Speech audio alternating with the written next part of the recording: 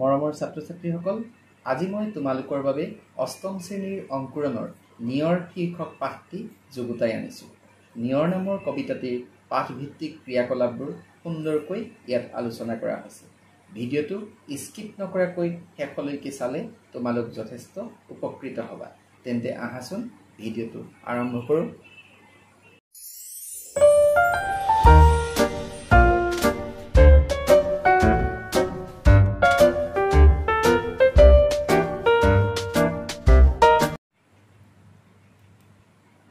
ছাত্ৰ-ছাত্ৰীসকল, প্ৰথমতে নিয়ৰ কবিতাটি এবাৰ শুনি লওঁ আহা। মুকুতা মণিটি পাহিত জিলিকে ফটিক পানীত ধোৱা, নিশাৰ তৰা এটি সৰিয়েহে আছে সৰগত টোপনি যোৱা। নিজম আকাশৰ নিচুক কথাটি হিয়াত থৈছে সাঁচি, কোন কাহানীৰ সপোন দেখিছে কোনে হাঁহিছিল নাচি। ফুলনিত কোনে নিশা নাচিছিল ছিগি ৰৈ গ'ল মণি, ৰঙিলীৰ ভাৱ হাঁহি নাচোনৰ ৰ'ল চিন এই কণী। পুৱাৰ হেঙুলি বেলিটোলৈ চাই এটুপি চকুৰ পানী, নিয়ৰ কলিৰে শোভে ফুলজুপি চাইছোঁ ভাৱতে ভাহি। হাই কি বিষম পেলালে বায়ুৱে জোকাৰি ফুলৰ পাহি। কবি চন্দ্ৰকুমাৰ আগৰৱালা। এইটোৱে হ'ল নিয়ৰ কবিতাটি। এতিয়া কবিতাটিৰ কবিগৰাকীৰ বিষয়ে অকণমান জানো আহাচোন। এই কবিতাটোৰ কবি হৈছে চন্দ্ৰকুমাৰ আগৰৱালা। অসমীয়া সাহিত্যলৈ ৰোমান্টিক সাহিত্যৰ ঢল বোৱাই অনা কবিসকলৰ ভিতৰত চন্দ্ৰকুমাৰ আগৰৱালা অন্যতম। তেখেতৰ শ্ৰেষ্ঠ কবিতা পুথি হ'ল প্ৰতিমা। সেইবাবে তেখেতক প্ৰতিমাৰ খনিকৰ বোলা হয়। তেখেতৰ কবিতা পুথিসমূহ হ'ল প্ৰতিমা, বিনবৰাগী, চন্দ্ৰামৃত আদি। তেখেত জোনাকী কাকতৰো প্ৰথম সম্পাদক আছিল। 1938 চনত তেখেতৰ দেহাৱসান ঘটে। লক্ষ্মীনাথ বেজবৰুৱা, চন্দ্ৰকুমাৰ আগৰৱালা আৰু হেমচন্দ্ৰ গোস্বামী, এই তিনিজনক সেই সময়ত অসমীয়া সাহিত্যৰ চৰ্চা কৰাসকলে জোনাকীৰ ত্ৰিমূৰ্তি বুলিছিল। এই ত্ৰিমূৰ্তিৰ অৱদান সৰ্বজন সমাদৃত। এতিয়া আহাচোন কবিতাটোৰ মূল ভাৱটোনো কি আমি জানি লওঁ। প্ৰকৃতিৰ ৰূপ বৈচিত্ৰ্যই মানুহৰ মনলৈ কঢ়িয়াই আনে অনাবিল সুখ। প্ৰতিটো পুৱাই আমাৰ অজানিতে দি যায় আশাৰ বতৰা। এই বৰ্ণময় বাৰ্তাৰ অন্যতম বাহক হ'ল নিয়ৰ। মুকুতা সদৃশ নিয়ৰ কণাবোৰ ঘাঁহ বনৰ ওপৰত কাহিলি পোৱাতে জিলিকি থকা দেখিলে আমাৰ মনলৈ নানা ভাৱ অহাটোৱেই স্বাভাৱিক। ফটিক পানীৰে ধোৱা এই নিয়ৰৰ কণাবোৰ যেন নিশাৰ আকাশৰ পৰা সৰি পৰা তৰাৰ এক অনবদ্য ৰূপ। কবিৰ কল্পনাত নিয়ৰ নৃত্যৰতা পৃথিৱীৰ ডিঙিৰ পৰা ছিগি পৰা একোটি মণি অথবা পুৱাৰ পোহৰত সেমেকি উঠা একোটোপাল চকুপানী। এতিয়া আমি পাঠটোৰ পাঠভিত্তিক ক্ৰিয়াকলাপসমূহলৈ একবাৰ যাওঁচোন আহা।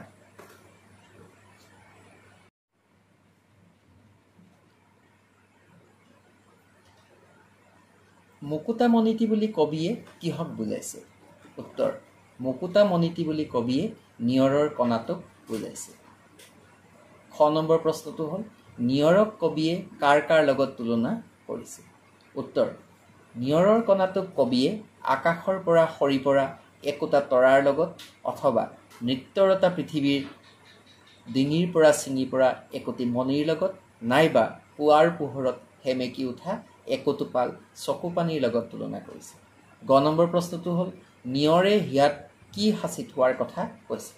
উত্তৰ: নিয়ৰে হিয়াত নিজম আকাশৰ নোপোৱা কথাটি সাঁচি থোৱাৰ কথা কৈছে। ফুলনিত কি ছিগি ৰৈ গ'ল? উত্তৰ: ফুলনিত যেন নৃত্যৰতা পৃথিৱীৰ ডিঙিৰ পৰা একো একোটি মণি ছিগি ৰৈ গ'ল। ঙ নম্বৰ প্ৰশ্নটো হ'ল, কবিয়ে কি সৰি থকাৰ কথা কৈছে? উত্তৰ: কবিয়ে ফুলৰ পাহিত থকা নিয়ৰৰ কণাবোৰ সৰি থকাৰ কথা কৈছে।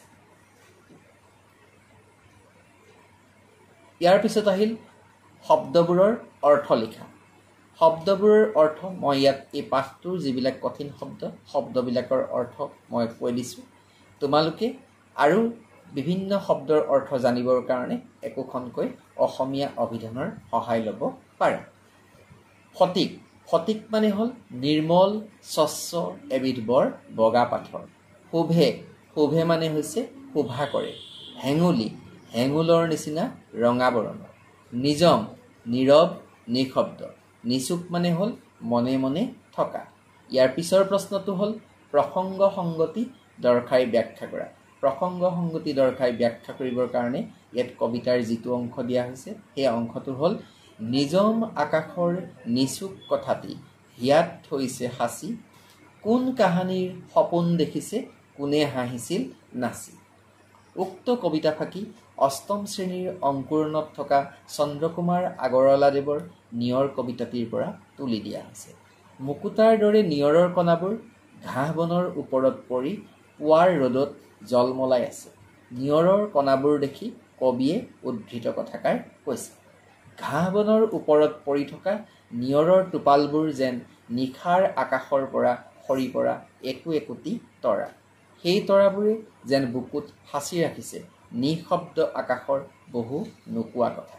হয়তোবা বনৰ ওপৰত পৰি থকা তৰা সদৃশ নিয়ৰ কণাবোৰে আকাশত কাৰ সৈতে নাচিছিল গাইছিল সেইবোৰৰ সপোন দেখি বিভোৰ হৈছে। প্ৰশ্ন, পাঠৰ পৰা অন্ত্যমিল থকা শব্দবোৰ লেখা। ইয়াৰ উত্তৰ হৈছে অন্তমিল মানে ৰাইমিং ৱৰ্ডবিলাক হৈছে কি কি? ধোৱা, জোৱা, সাঁচি, নাচি, মণি, কণী, ভাহি আৰু পাহি। ইয়াৰ পিছৰ প্ৰশ্নটো হ'ল উল্লেখিত শব্দবোৰৰ সমাৰ্থক শব্দ লিখা। টোপনি নিদ্ৰা, বেলি সুৰুজ, পানী জল, ফুল কুসুম, নিশা ৰাতি, সপোন স্বপ্ন, আকাশ গগন, চকু নয়ন। ইয়াৰ পিছৰ প্ৰশ্ন হ'ল বিপৰীত শব্দ লিখা।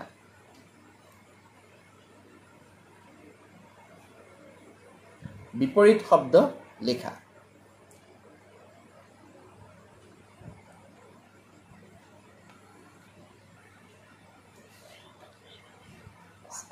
চিগা যোৰা, পুৱা আবেলি, নিজম কোঢ়াল, সৰগ নৰক, দিন ৰাতি, হাঁহি কান্দোন। ইয়াৰ পিছৰ প্ৰশ্ন হ'ল বাক্য ৰচনা কৰা।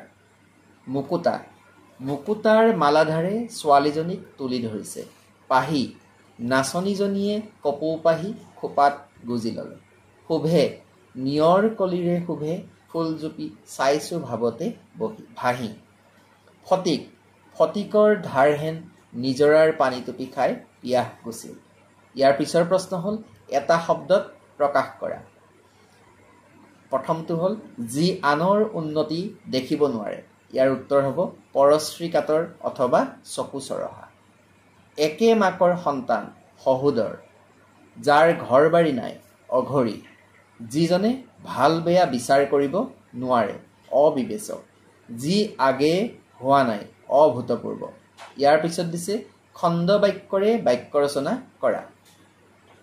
প্ৰথমটো হ'ল তৰা নৰা ছিঙি, পুলিচ দেখি চোৰটো তৰা নৰা ছিঙি পলাল।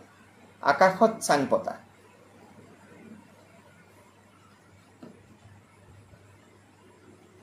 আকাশত চাং পতা, এনেদৰে আকাশত চাং পতাতকৈ হাতে কামে লগাই ভাল। পানীতলৰ কাঁইট, পানীতলৰ কাঁইটে মানুহজনক বেছি ক্ষতি কৰিলে। কথা চহকী, কথা চহকী মানুহৰ পৰা কাম নহয়। হিয়াৰ আমঠু, বিহু অসমীয়াৰ হিয়াৰ আমঠু। অলিক সপোন, এসময়ত চন্দ্ৰলৈ মানুহ যোৱাটো অলিক সপোন যেনহে আছিল। চকু চৰহা, ল'ৰাটোৱে চাকৰি পোৱা দেখি চকু চৰহাবোৰৰ চকুত টোপনি নোহোৱা হৈছে। ইয়াৰ পিছৰ প্ৰশ্ন হ'ল অৰ্থৰ লগত সংগতি ৰাখি ভাগি ভাঙি ছিগি ছিঙি আদি বহুৱাই খালী ঠাই পূৰ কৰা। ক নম্বৰটো হ'ল মেৰামতি নকৰা বাবে জহি খহি ঘৰটো ভাগি গ'ল। কিবা এটা বস্তু নিজে নিজে যদি ভাঙি যায় সেইটো হৈছে ভাগি, আৰু কিবা কাৰণত যদি ভাঙা হয় সেইটো ভাঙি বুলি কয়। ধুমুহাই ঘৰটো ভাঙি পেলালে। পুৰণি হোৱা বাবে ৰছীডাল ছিগি থাকিল। জোৰকৈ টনা আজোৰা কৰা বাবে ৰছীডাল ছিঙি থাকিল। এবছৰ নৌ হওঁতেই মথাউৰিটো ভাগি গ'ল। ইয়াৰ পিছত হ'ব বানপানীয়ে মথাউৰিটো ভাঙি পেলালে।